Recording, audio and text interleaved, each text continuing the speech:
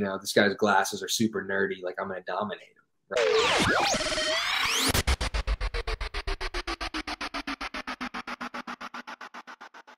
All right, it's time to wake up. This is the Sunday Dinking Club. And today, I'm honored to introduce my guest host, who really needs no introduction at all, but I'm going to introduce him anyway. Ladies and gentlemen, please welcome Big Papa himself, the pickle juice drinking, mustard eating, reformed tennis player who left his monkey in Minnesota. He's a man who rarely sleeps, is never tired, has been known to blow chunks in between games, but still finds a way to pull out the W. He's an MLP champion, a PPA champion. He's top 5 in singles, top 20 in both men's and mixed doubles. But most importantly, he's number 1 in our hearts. Hailing from Delray Beach, Florida, please welcome Big Papa Jimmy, aka James Ignatowich. James, thank you and welcome. How's it going? Good to have you, man. How's the weather down there? Pretty good. It's pretty hot. I was in the middle of a practice, maybe 25 minutes into it, and I just canceled it. I was like, no. I'm done with this. Yeah. Tell me about this. I think you know what? It was Christian, your favorite buddy, Christian Alshon. He mentioned that practice is tough for pros. Like, are you practicing with someone locally on your team, somebody just on the PPA that you like to hang out with? What are you practicing with? Yeah, I mean, I'll practice with anybody. I usually practice with Anna these days, Anna Bright, my girlfriend. I'll practice with JW, Georgia,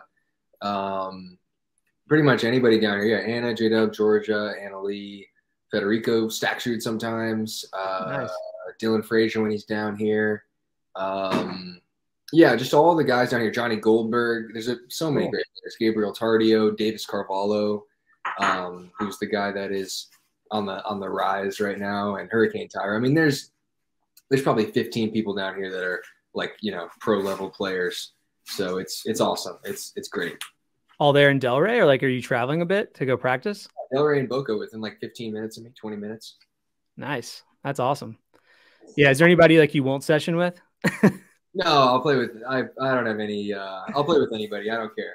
I love it. All right, great. All right. So I'm sure this isn't like the normal podcast where we go into like deep dives of your past, but I am myself an SEC guy. I know that you were a former SEC guy. So I'm curious, like, as you were playing in the SEC, did you have like any fun experiences or have any favorite schools to travel to? That's a good question. Yes, I did. I had I've had some, let me think about it. My least favorite school to travel to, Arkansas. Northwestern. Okay. In Chicago? Yeah, it was horrible. It was so bad. SEC schools are all pretty good. I'm trying to get into that thought process. Like, what was the worst one? It was probably Northwestern. It was so bad. Everybody there sucked. Like, just not as a player. I mean, they're good players. I mean, as a person. Yeah, it was just like not a good vibe. It was the worst. The best was probably either UGA. Yeah. Of reasons that I probably can't say in front of my girlfriend because I'm a good kid now. I don't drink anymore. Oh man, that was UGA was a great time. Alabama was good. I didn't get to go to Alabama during football season, which is, it's not the same. Like, if you go during football season, you're probably gonna have an awesome time. But I went like in, I don't know, spring, yeah, like February, March. It just wasn't the right time to go, but it was still good. UF, those are probably the top 3. UGA, Alabama, and UF. Because at the time when I was in college, again, I haven't had a drink in about a year and a half. Good for you. Yeah, I mean, it's just been, it's necessary for me because me and alcohol just don't we don't get along. I don't. Let's just say me, alcohol, and the federal law. Sometimes we all don't agree. And it is what it is. So I'm done with alcohol. But back in the day when I was in college, I was in a fraternity, and I was heavily involved in the space of alcohol, and that's what I did. I had a lot of time, a lot of fun at those schools. I would say. I'm trying to think what else. Maybe South Carolina was good too. Yeah. Cool. Yeah. So I'm like an hour and a half from South Carolina. My wife went there, and about an hour and a half from UGA, where I am now. So. Both schools are great, good campuses. You're at UGA right now? No, I live about an hour and a half from there. So I'm in Greenville, South Carolina. So like Columbia is about an hour and a half, and Athens is about an hour and a half too. So yeah, that was the first school I mentioned. There you go. Yeah, absolutely. All right. So speaking of college tennis and bringing it all to pickleball, I'm curious. So when I was in school, I went to Ole Miss, and this was 10 years ago, but there was only one American on the team. Were you the only American on your team at Vandy? And do you foresee a lot of international players jumping up the scene in pickleball? Maybe. I mean, shoot, I forgot to mention Ole Miss. I actually didn't have a good time at Ole Miss because Bummer. we had just gotten in trouble, so our team wasn't going to go out. We weren't going to have any crazy stuff go down, but I'm sure that would have been fun too. No, there was only like 2 foreign kids on our team, Vandy. Because, oh, really? Okay. Yeah, unlike Ole Miss, it's kind of hard to get into, and I think that it's different, right? Like if you're trying to get into Vandy and you don't really speak English too well, if you're coming from a different country, it's just tough. So that's kind of the case with a place like Vandy. But we'll see. I mean, all the top tennis schools are getting more international students every year, it seems like. But in pickleball, I don't know. I mean, we got Federico, we got Pablo, we got I don't know. We'll see. We'll see. But maybe. I don't know. Yeah. I just wonder if more like the ping pong players internationally will like transfer over into the sport. Oh, Sarah Burr is international. She's a star of the game. You getting some hot tips from the sidelines right now? Yeah. I dig it. All right. So, all right, we'll kick it off. So basically, the whole idea here is let's run through the news, and I want to hear from like a pro's perspective. I'll bring my own perspective for whatever that matters as like a guy who plays and just watches regularly. But I want to run through some of the recent hot topics and just general news of pickleball and get your thoughts on whether you're in, out, hot takes, whatever you got. So we were talking before the show about your buddy down at the APP getting in trouble for delamination. Just if you just had to say in one word or the other, does it matter or does it not matter? It's impossible to say. You can't just use one word here. I'm sorry. I have to. Delamination matters. Delamination matters a lot. Okay. And it matters for a lot of reasons. Like if you use a delaminated paddle, I mean, anybody at home, you've probably used one or at least seen one. Yep. And the power difference is monstrous. I mean, like, Dylan Frazier, I watched him almost put away an overhead with one once. Dylan Frazier, have you seen him in an overhead? I've seen him. And he almost put one away. So it's and it's not right. I mean, then when I saw that happen, I was like, no, this isn't right. And I think that one of the biggest things is in pickleball, especially in doubles these days, is power. And I think delamination power is more important than spin or grit, especially in doubles. Yep.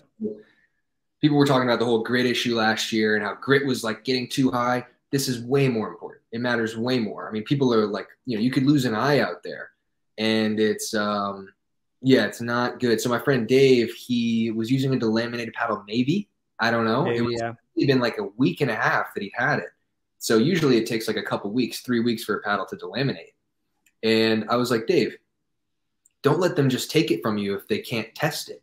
Because at the APP, I mean, they've got like 4 people working there, right? Like it's Ken. Not the same as the PPA. They don't have the on-site. Well, even PPA just had on-site testing this last tournament. It wasn't like a regular thing, right? Beyond the grit testing.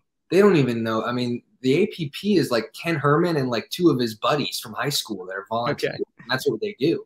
And I'm like, don't let them bully you and take you out of the game because your paddle sounds maybe a little off. And maybe it was delaminated, maybe it wasn't. But how many of those paddles at that tournament probably were delaminated? Yeah, a heck ton, right? So you can cuss here. It's fine with me. Okay, you're good. I wasn't sure, but what I am sure about is that it was BS. He ended up winning his second round anyway, so he is in the quarterfinals right now against Brendan Long and Alex Truong. So yeah, we're gonna hope he hits every ball to Alex and wins that match. Well, good luck to him. Go Dave. Yeah. All right, so let me ask you though about this. I've heard, so Leah's thing was like a big deal. And I'm curious, like she said she could hear it right out of the gate. Travis Rettenmeyer said the same thing about Tyson. Although like I'm a big personal Tyson fan, like it's hard for all the content I watch of them. I know you play with them, like you're probably really close buddies. It's hard for me to believe he would even play with something that he's been in the game for so long, but can you really hear it right out of the gate? And for a fact it's a problem? Because now Salome is saying the PPA came back and said her paddle wasn't delaminated. You don't have to get into politics, but I'm just curious, like, is it black and white? You can tell? Yeah. It's black and white. You know if it's delaminated. You can hear it. It's obvious, especially a pro. You can feel it when you hit the ball, and it doesn't feel the same way that it felt yesterday. Like it's impossible to not know. That's the real question. Like it's almost even worse. Like I would never say, "Oh, I didn't know," because that's even a worse thing. Like, oh, are you that stupid? And I mean, Salome's paddle, it passed by like 0.01. I think that's BS. I think it was probably delaminated. I mean, I don't know who's even like arbitrarily deciding what amount is too delaminated, because if it fails by that tiny of a margin, then it was delaminated-ish. I don't know. Binary, right? It's 0 or 1. It's delaminated or not. Failed by like a shit ton. Tyson's was really delaminated. Oh, really? Did that like come out publicly, or is it like hush hush? I feel like I didn't see that information. Yeah. I always get that. Okay. I don't know. But yeah, it's hush hush. I think they're keeping it low key. But his failed by a ton. It was so much so that I think it was a little weird. I mean, but he put it away, right? Like it failed. He put it away after the first game. Yeah, he took it out. So I think it was maybe like an equipment. It was just an equipment issue. I don't think he would do that on purpose. Would you suggest that is the solution? Like, instead of worrying about this maybe we still do post-match testing, but if players can see this is happening, I know there's a bit of like a ethical thing here, but if everybody's hearing it, if a player sets it down and just plays with something else, what do you think is the best case? Like, what would you do in that situation? What's the way to go about it? Because there's points there that could have been won in a mid-match with a delaminated paddle. So is it a fault? What do you do here? Case of Tyson and Travis? No, in general, let's say the future, like let's say it's mid-match, you're playing doubles, we're in the third game, and like it's popping. And I mean, we don't want to disqualify them out of the gate because it happened mid-match, but what do we do here? Well, I think if it delaminates in the middle of the match, I think you would notice. I think right away it would sound a little bit different. So then you would probably you'd know, either I would notice, the opponent would notice, or the player would notice, and then it goes away. But if they come out with it, like in the Tyson and Travis situation, where it did affect the match, and that situation's probably happened before, then I think Travis should move on, right? I think that kind of cut and dry. I think that's kind of the only solution. And it's tough. I'm not saying it's like Tyson did it on purpose, but it did affect the match. That's just how it goes. Yeah. So. All right. Let's jump into something fun. So Jack Sox all over the news. Of course, we got like a pro tennis player jumping into the mix. He played at the Bubbly Buble, however you say it. That was a fun match. I watched it last year, and I'm curious, like predictions on how he does next weekend. I think he is going to probably. I think he'll win some. He'll win some in the singles. I think he'll do pretty good in the singles. I don't think he's going to win at all. I don't know if it's pickleball singles shape, because singles is physical, right? Yeah. And I don't know. I mean, when I first played pickleball singles, I was dying after 3 matches, but I was playing outdoors. Charlotte's indoors. I was also coming off of, 7 months without tennis or doing anything other than not good things for my vascular health. Sure. And Jack's training. So he might be fine. I don't know. Him and Tyson, I think they could get to the podium. I mean, he's good. Jack Sock's really good. He's no Sam Querrey. This isn't a guy. Throw him into the fire. All right. Yeah, no, he's not. He's like the anti-Sam Querrey, the double anti-Noah Rubin. The double anti-Noah Rubin. Triple anti-Grant Bond. He's very good. And him and mixed, him and Annalise could win it. I don't know why they couldn't win it. I mean, they could. Yeah, Annalise's a beast. I mean, do you think that coming off 2 weeks off, or maybe she's even more than 2 weeks at this point, is that going to be a factor here? No, she's fine. She's fine. Yeah. She's been playing since she was 3. Right, yeah. She came out of the womb with a paddle in her hand. Yeah. Cool. So she's fine. Great. I love it. You're playing next weekend? Yeah. Good. All right, good. Well, we'll see when the draws come out. I'd be curious to know if you and Jack end up head-to-head at some point. That'd be fun. I know. I hope we do. It'll be cool. I watched him play tennis for a long time, so this will be it'll be fun. It's pretty fun, right? Yeah, absolutely. So, all right. So speaking of singles, though, you're clearly like top. I think you're top 5 in the PPA. I don't know what the world ranking thing is or if that matters, but this past weekend, no singles. how was the weekend different for you? Did you feel like you had more energy to bring into the other like mixed and men's doubles, or like do you think you'd get rid of it, or is it cool? I'd get rid of it, or I'd maybe have it like once a month. Okay. To answer your question, what was the difference between me playing singles and not playing singles is that when I don't play singles, I have more fun. Good. You're split stepping all the time. You know, you got more energy for split steps. Singles is too physical. I mean, you see the way I play, the way I move. Yeah. I can't do it. I'm gonna have adrenal fatigue from all the caffeine. I don't know how many calories you take in per day, but you need a lot to play a singles, I bet. Yeah, especially you. You definitely do, and it's not good. I think one singles per month, 12 singles tournaments. Then I'll play them. I've only played 2 singles tournaments this year. I've gotten a bronze medal and a gold medal. So when I show up, I ball out, but that's because I'm well rested, and everybody else is grinding every weekend. You know, it's not the same thing. But they also gave me some great draws. I mean, Jaden Villiers in the semis. It's like not really. They want me to get to the final, you know. So you feel that? Yeah. Do you feel like you get some draws that work in your favor to kind of get you the two singles that I've played? I've had easy draws. Yeah, okay. That's for sure. I like it. Play to the fans, man. Play to the fans. Hannah Johns, you know, me and Hannah Johns are tight. I think she might be pulling some strings. You know, I love that. Yeah, you know, we're I don't know. She might be rooting for me. Good. Well, so do you think would you put singles in a standalone tournament altogether, or do you think pickleball needs it? Okay. No, definitely not. We don't want singles in a standalone tournament. We want singles on Thursday. You play it once a month, and then it's done. Yeah. Okay. So the players feel this way too. It's not just the fans kind of all over Twitter. This is a player sentiment. Maybe you can't speak for everyone, but yeah. Yeah, most of us for sure. Most of you. Okay. I enjoy it, by the way. I'm like a fan of singles. Like I don't even get out to play. I mean, because our courts are so packed, I can't even play singles because we're always rotating in doubles. But when I do get to play, like I love it and I love watching it. But I can imagine that the players are just like strung out because it's 3 full days and you have to play. If you make it all the way in each category, I mean, you're playing 9 to 5, if not longer. It's tough. It's just, longer on, honestly, longer sometimes. Yeah, it's a good workout, you know, and I shouldn't be like, I mean, it's free money, honestly, for like me.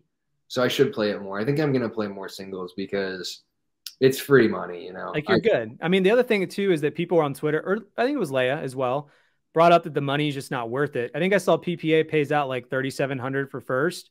Yeah. So like when you go into a weekend, like, are you not pinching pennies, but are you checking your accounts? Like, because you got to fly places, you got to pay for the hotels, or maybe you're getting put up for free, but like, does that weigh on you? Like, hey, I could not play singles. That's $3,700 in the bank, maybe, or there's a good chance, or I can save my energy for doubles, which I think I've got a better than not chance with Anna and mixed.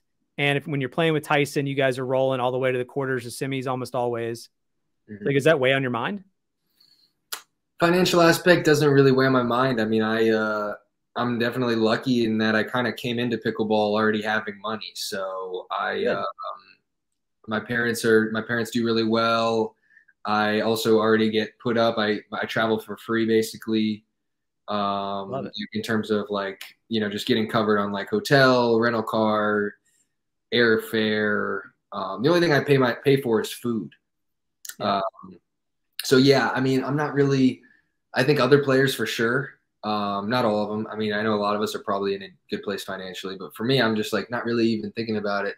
I mostly am just I'm thinking of like, do I want to do this or do I want to just not do it? And it's a lot easier to just not do it. No, bail. No. Yeah. All right, fair enough. Okay. All right, so let's move topics.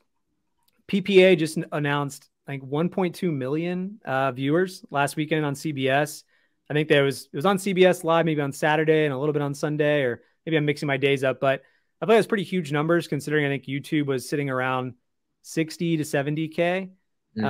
So what do you think? I actually had in my notes for this show before that announcement came that we were going to talk about how PPA and MLP can break the ceiling of viewership. And I'm curious, like now that this has been announced, what do you think? Do you think you can do this consistently with the CBS coverage? Can MLP ride that wave too? What are your thoughts here? Yeah, I mean, I guess we got to keep paying CBS to let us go on their TV show. Right. Hey, listen, nothing's free here. Yeah, I don't really know. I mean, pickleball is kind of a spectator sport. I think if you don't have action on it, it's really not. Like if I'm gonna, They're talking about gambling coming soon, right? Like literally yeah, within the quarter or something. yeah, like if I have money on it, it's worth it. Like it'd be kind of fun.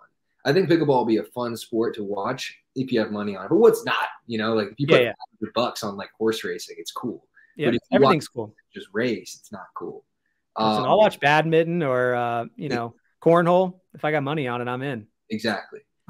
So I think until betting comes in, it's never going to be a spectator sport because nobody's going to just watch it because it's like, wow, this is so captivating.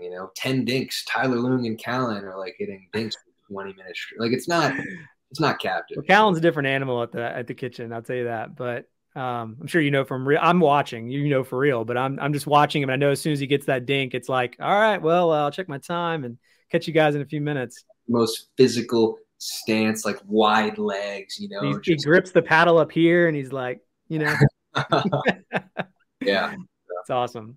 But I mean, but at the same time, same token, there's like 30 million players.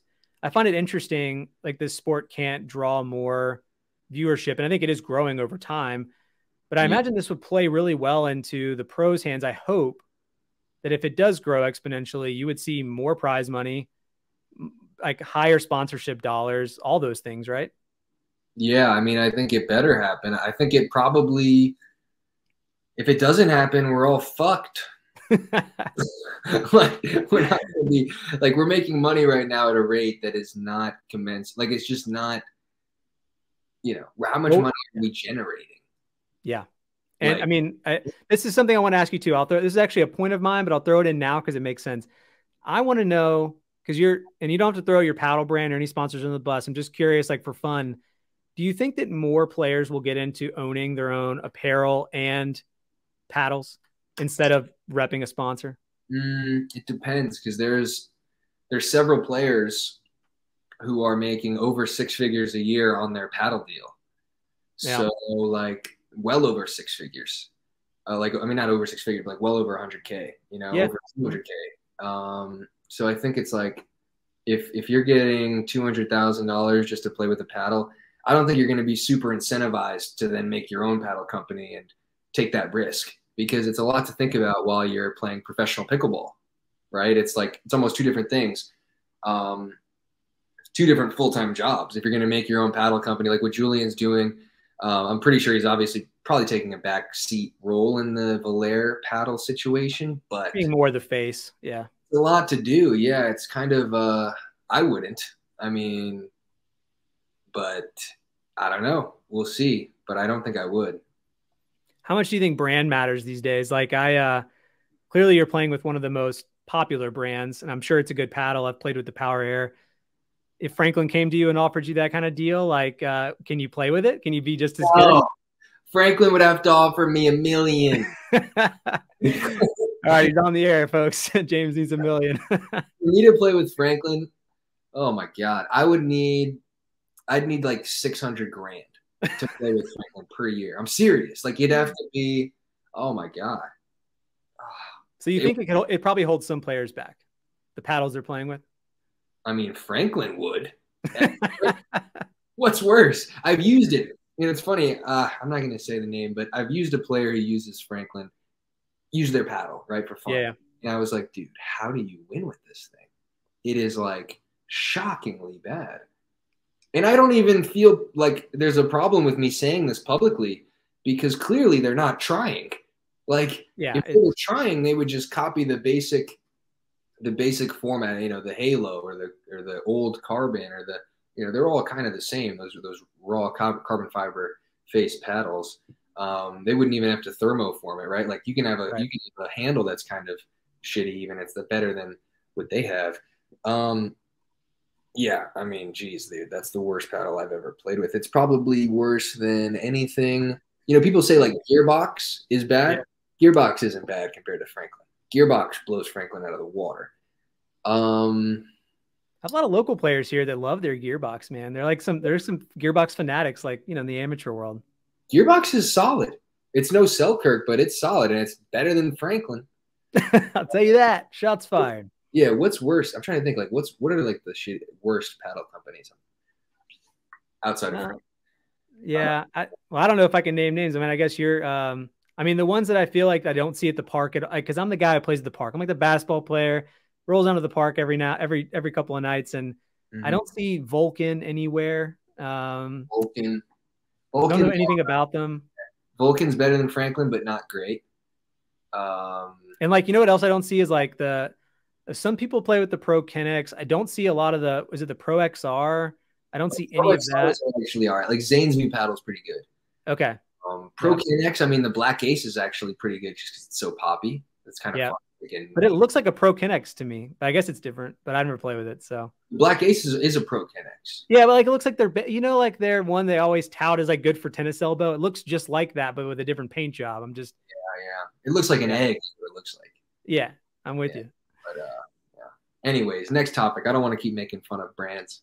Let's keep rolling. All right. So as a former tennis player, I myself used to play, not as good as you, but recent news, turf wars are catching the news again. There was like a group of players. So they started out with like 10 players. They ended up having like over 1,000 in their little community. And they essentially took over these tennis courts just to create their own pickleball space. And they show up one day and they get into a little battle earlier this week. And I guess the tennis players showed up late at night, ripped their pickleball nets to shreds, threw them in a pile, and basically kicked them off the court. I'm not pro vandalism, but I'm curious as a former tennis player, do they have a reason to be mad? I don't know. I mean, tennis is so old news. It sucks. It's boring. It's just slow. I mean, what's good about tennis? I can't even think of one thing. I mean, coming from a top tennis player, I think you just said it. I don't know if I can even rebuttal. No, I mean, oh my gosh, no, tennis sucks, man. It's just not the same. It's not fun. It's not social. You're so far away from your opponent. Can't talk trash to them. Or if you do, you've got to scream it and you look like a psycho. Like pickleball, I don't want to talk trash to somebody. They're 15 feet away from me. So I can do it in like a civil way. Like I seem like like, hey, you suck. It's fine. But in tennis, you got to scream it. And then you're making a scene. Everybody's you're like, what's wrong with that guy? What's going on here? It's not good. And tennis is just, it's weird. The scoring's weird. Like people are like, oh, pickleball scoring, side out scoring, rally scoring. I don't know. Well, hey, it's better than tennis scoring. Sure. 15, 30. I know. I've like explained that. My mom watched me all through high school and still can't tell you how it works. Yeah. I mean, I played it my whole life. I don't even remember. I forgot it. I know. I forgot how the tie breaks work. I'm like, are we playing 7 to 10? I forgot when we switch. I don't know. Dude, I was playing tennis. First time I played tennis in like a year. I never pick up a racket anymore, ever. Yeah. I played a couple months ago with Dylan Frazier, Federico Stackshard, and JW Johnson. And I'm hitting with Dylan. And Dylan's good, by the way, for a guy that never played tennis. Like, he's actually pretty good. And he starts coming into net, and I start to like, instinctively, I'm like hitting drops in tennis. Oh yeah. You're just like, you're kind of Nick Kyrgios in it, hitting the slice drop. That's the way to do it. So, yeah, Nick Kyrgios would be good at pickleball for sure. Gosh, I mean, I know he's invested in it. It'd be so much fun to have him out there for an exhibition. Yeah, I don't want him to even play. He'll be too good. I think he'd break a racket in his hand. He swings it so hard. Or, I mean, a paddle. I mean, he just rips it. It's absolutely insane. I know. It's a joke. All right, so we got turf wars out of the way. Let's go back to Callan for a minute. We were talking about the long dinks on the Dink podcast, which I like, by the way. Those guys are really fun, and Zane's on that. It's good. They were bringing up, I think Tim Parks brought this up. He's the owner of the Hard Eights. So he was saying that a shot clock would be great, and I'm kind of in his corner. I noticed recently the last 2 tournaments, there wasn't a lot of those elongated dinking rallies. You guys were speeding it up pretty good, but once it starts the rally, the dinking rally, do you think like a shot clock would make it more electric and fun? When you say shot clock, would it be for a specific team? Like this specific team has to speed it up?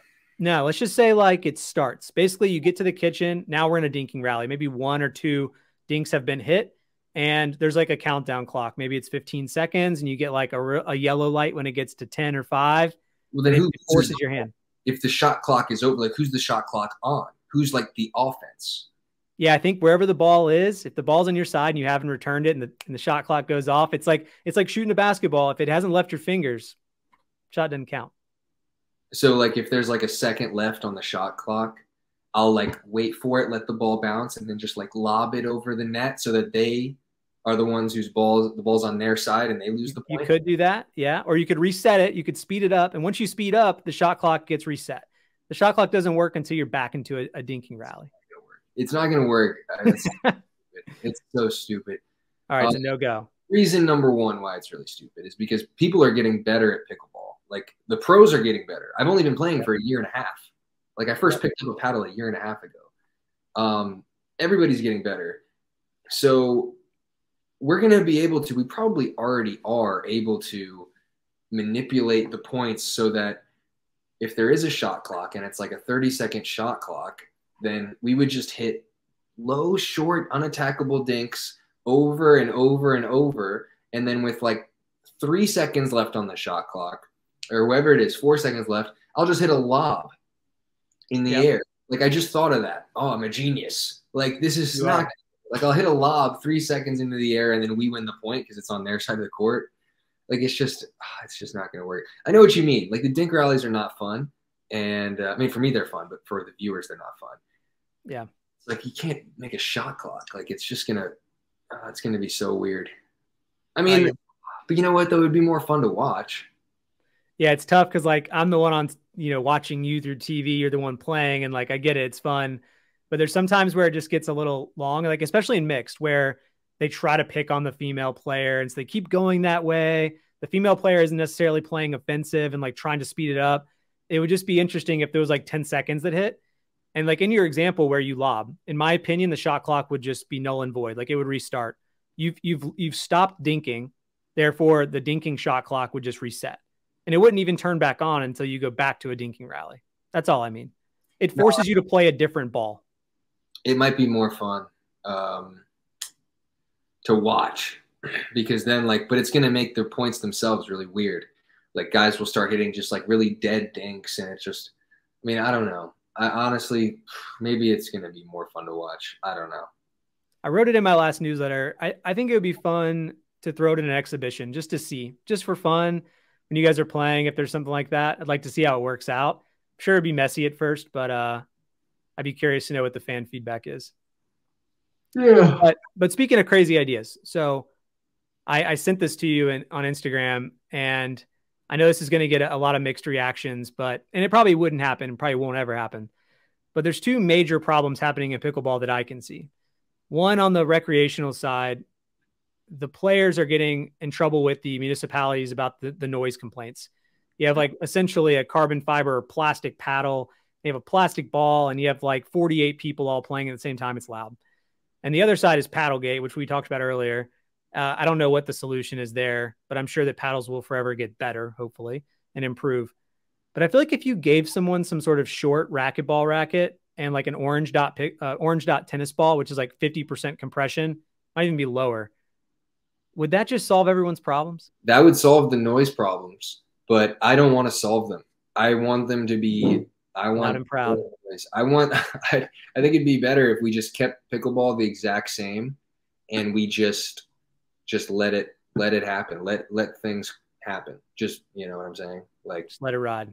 Yeah, just let it ride. And I think it's good that we're pissing people off because that's how you know something's good and something's making waves. I don't think we should try to conform the whole sport towards like what tennis players want or like old people that are getting upset about things. Like that's kind of what they do. You know, if they're going to get upset, then the hecklers, probably good that they get upset at us. So, yeah. Speaking of being upset, I'm curious. Christian Alshon, is this real beef or is this marketing beef? I don't actually have a beef with Christian anymore. It's over. It's over. Okay. We had a little Twitter battle like last night, 2 nights ago. No, he tweeted at me and I didn't answer. I don't know why he keeps doing it. It's over. Yeah, we ended it. All right, but true or false? Pickleball right now in its current state, it's in a growth stage. Could it benefit from more, let's call them even fake rivalries? Yeah, I think it could. I think it will benefit from that type of stuff because people want something to watch. They want something fun to look at, and it adds a storyline. It makes things more fun. Like if I'm going to play you in a match And before the match, I come out and say, like, you know, this guy's glasses are super nerdy. Like, I'm going to dominate him, right? Like, if I do that, then people are going to be like, oh, shoot, we want to see. We want to see what happens. You know, can he play with the glasses on, or does he take them off? Is he, like, self-conscious about the glasses now? Like, it's going to create this whole – adds a layer. Yeah, so that's kind of what we need. And I think it's important. You look at MMA, right? They're doing the same stuff on a way bigger scale. But I think like WWE, like when I was a little kid, man, they used to have like all these weird rivalries that were all made up. I learned later, unfortunately, but it would just be fun in pickleball too, I think. Yeah, for sure. You know what else I want that wouldn't be great for TV, but I would love for y'all to be mic'd up. Tyson says he's not chirping at the net. I don't know. I'd like to see Tyson chirp. Even if he doesn't, I want him to. I feel like he's got that personality. I want to hear what he's saying. No, he doesn't. I don't think he's sharp like that. I don't think he has the quick jabs. I don't think he's like that. He's got a lot of energy, and he's like really good in terms of like, you know, you want to watch him, and he's captivating in a lot of different ways. But is he like witty with like that type of stuff? No. They're talking shit. I don't do it, but maybe I should do it. I think you should. You're pretty quick. If they mic me up, I would, but then they'd have to like, if you mic people up, then you have to have like a minute delay so that somebody can like make sure. Yeah, chop it up. Just in case, you know, there's no. It's one of my fun, like it's one of the best parts of NFL when they like mic those guys up on the sideline and we can hear what they're saying. It's just great. Yeah, I think it'd be great. I think it's actually a good idea. Yeah, I'll take a delay if I can hear everybody chirping at each other. Yeah, or put a mic on the net so you can hear us. Oh man, yeah, that'd be good. Yeah. We'll talk about it more. Maybe we can bring that to life. So I have this personal idea because I come from a marketing background. I think that players need to have more personal brand. And on top of that, I'm curious what your idea of is like your future growth in the sport. Of course, like you will ride the wave of the growth of the sport. Hopefully you'll make more money at tournaments. You'll get better, yada, yada. But how do you think about like your personal brand and how that correlates to fandom, and then how that jumps into maybe sponsorships and not just on-court performance? Yeah, I mean, like, I think it's a huge part of people buying paddles, because I think that if your brand is good, or at least you're funny or entertaining or something, then people will watch you, you know, they'll follow you on Instagram, sign up for your newsletter. Like, for example, if I was a random fan and like, you know, JW John, maybe like Federico Staksrud, you know, someone boring, right? Like if Federico Staksrud had a camp. Ed, you're boring. James said it. Ed's camp, right? But then if like, if Tyson had a camp, or like, you know, Matt Wright or me or somebody, like if they had a camp, like I'll go because it's entertaining. It's probably more fun, but I don't want to go to like Fed's camp. It's like, I don't even know what he's saying half the time. So it's like, you know, you want to go to, you want to have somebody that's entertaining, easier to listen to. And I think that's a big part of this whole thing. It's probably the most important part, because it's, especially at this stage, you know, people aren't necessarily tuning in just for the pickleball itself. They're tuning in for people they like, people they want to watch. For example, my friend Hurricane Tyra Black, if you know who that is, she just started playing. Yeah. Huge crush on Tyson. And she doesn't even know anything about his game. Like she just started playing. Like she doesn't really watch that seriously. We were talking about different like aspects of his game, and she's like, I don't know. I just like him because he's cute. And it's like, oh, of course. So that's a big part of it. And it's arguably the more important part. So yeah. Yeah. I want more, I'd be curious. I feel bad. I don't want to mention only like male players, but like I love a lot of the women that are on tour too. I don't feel like I see a lot of podcasts coming out of their camp or like content. I know Anna's been on your podcast a couple of times, which has been fun. But I just think it's a good idea. Like Tyson wears the same outfit like every time. I know he's on the court. Same with like Travis with his bright, funky polos.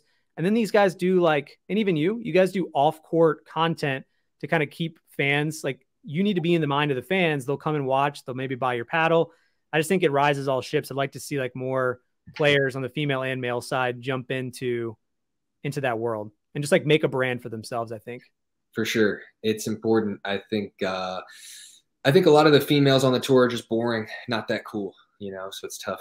Don't say that. No, trust me. It has nothing to do with them being female or male. It's just like a lot of them in particular are just not interesting. Outside of Anna, of course, and outside of Leah Jansen. I think Leah Jansen should have her own podcast. She should. I mean, right now, I think the polarizing thing is fun. I think I've seen a lot of hate on Twitter, but there's a lot of love too. So like lean into it. I don't think it's I think it's just entertaining. I think Leah's cool. She's one of my favorite people. I don't really think it's as polarizing as you may think it is. I think it's just the people that are upset are just like those people that are just chronically upset all the time and just looking for things to like get irritated at. And Leah gives them bait. You know, Leah makes it easy to get mad at her. I guess. She's laying it out there. Yeah. Yeah. But she should have her podcast. Anna has a podcast now with Dylan Frazier. Right on. Good. Okay. And it's not as good as mine, but it's okay. I'll still subscribe. Yeah. So yeah, does that answer your question? Of course. That's great, man. All right. So favorite players that are on the come up. Anybody that's like Dave. Dave from the APP. Yes, okay. Dave. Tyra already came up. She's already in the Challenger League. She's getting better, but she's already, people know who she is. Right? Yeah. Tyra Black. Dave, nobody knows. Dave is on the come up right now. When do you think we'll see him in a PPA, or do you think he'll be in the Challenger draft next time around? Dave should get drafted in the Challenger. He is on the come up. He's just a machine. He's playing 8 hours a day every single day. He had a tennis background. He played Division I tennis. He actually beat me in tennis back in our day. And he hits it harder than me without the delaminated paddle. He's just the future of the game. He only dinks and he only hits drops. Like he wants to be like Colin Johns on steroids. Yeah. That's his plan. Every time I go to the park, I've actually got Dave's location because we've been like best friends for a really long time. So I was like 14. And so I've got his location. He's got my location. And sometimes I'll go on my phone and look at his location just for fun. And I'm like, where's Dave at? Oh, Cypress Park. Dinking. And 4 hours later, where's Dave? Delray Beach Tennis Center, hitting thirds. It's like he's always doing the same. It's absurd. And the guy is getting so solid. He's been playing now for like 6 months, but just drilling. So he's coming. That's got to be huge. He's coming. All right. So speaking of Dave's game, though, this brings up a topic I wanted to ask you about. In third shot drives, not drops. Do they matter? The drives from a viewership standpoint, it looks like they always come back. Now, maybe you get an advantageous position on the court. Is that what you're getting out of the drive? Yeah, I think they matter. I think it's important. I mean, Ben Johns hits like 50% drops and 50% drives on his third. Okay. So, I mean, if you can hit a good drive, it'll make your fifth easier. So a lot of the time I'll drive the ball just to make it so that my fifth shot drop is easier. Just brings you in a couple feet. Yeah. It'll make it easier, and it'll also maybe generate some return, some volley errors, or it'll maybe set up my partner to crash their fifth. I think it's an important part of the game, and obviously the drop matters. I mean, I think they both matter. You don't necessarily need the drive. You need the drop. The drop. Right. Sorry, I misspoke. That was really bad on my part. All good. I was like, what? But what? Yeah, you need the drop, but then the drive is also pretty important. It's just an add-on thing. I mean, it's not necessary. Like if Ben Johns could never drive one ball, I'm sure he'd still be the best. But it's important and it helps. All right. So I got some guys here locally that are working really hard to become like 5-0 and up. Maybe they already are, but they're trying the same thing as Dave. And I'm curious, advice to them or anybody like them, what is like the one thing they need to work on to really take it to the next level? If they want to play against you and they want to have a chance, what is it? They got no chance. No chance. No, I'm just kidding. I mean, how can they beat Dave? What do they got to do in their game to improve? Dave's training with me every day, and Jada. Like I mean, Dave is he's in a lucky position because not only did he play Division I tennis at a high level, and he's playing 8 hours a day, and he's been doing it for 6 months. But he's also got me. I'm telling him everything he needs to know. I'm like his coach. And then he goes out there and he trains with me and JW and Georgia and Anna. What are you coaching him on? What are you telling him to do differently about his game? What's he missing? Or what was he missing a couple months ago? I'm not going to tell you. This isn't public. God, this is Dave.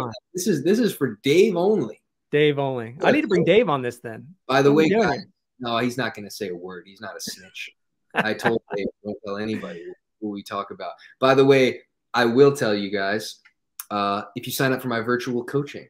jignatowich@gmail.com. It's in my Instagram bio. I do virtual coaching, 3 different options ranging from $150 to $350. It's worth it if you listen and if you're ready. So yeah, got to plug myself there. Dude, please. Yeah. Where else can people find you? Like so I know we got Charlotte coming up next weekend where they can watch you. What else do they need to know about? What's going on? Charlotte, then there's Atlanta on May 18th. So that's going to be a good one. I'm playing with Tyson and Anna. I'm playing mixed with Anna every single event. Yep. And from there, you got Texas Open on June 1st. Then you got San Clemente on June 8th. And then you got the MLP San Clemente on June 15th. And we got a big break. So that's going to be cool. You can check out my podcast on Selkirk TV. When's the next one launch? 2 days. Woo. 2 days. And guess who's on? Dave on the pod. So that's going to be big. And Instagram, it's just my name, James Ignatowich. Yeah, that's it. That's all we got. I mean, you could follow me on Twitter too, but I'm not that active on Twitter. I mean, I'm kind of active, but it's not as good as my Instagram. Word on the street is you didn't create a Twitter until Christian was chirping at you. That's exactly right. I love it. All right, James, Big Papa Jimmy, thanks for being on the pod. This has been great, man. Thanks so much for the time. Thank you for having me.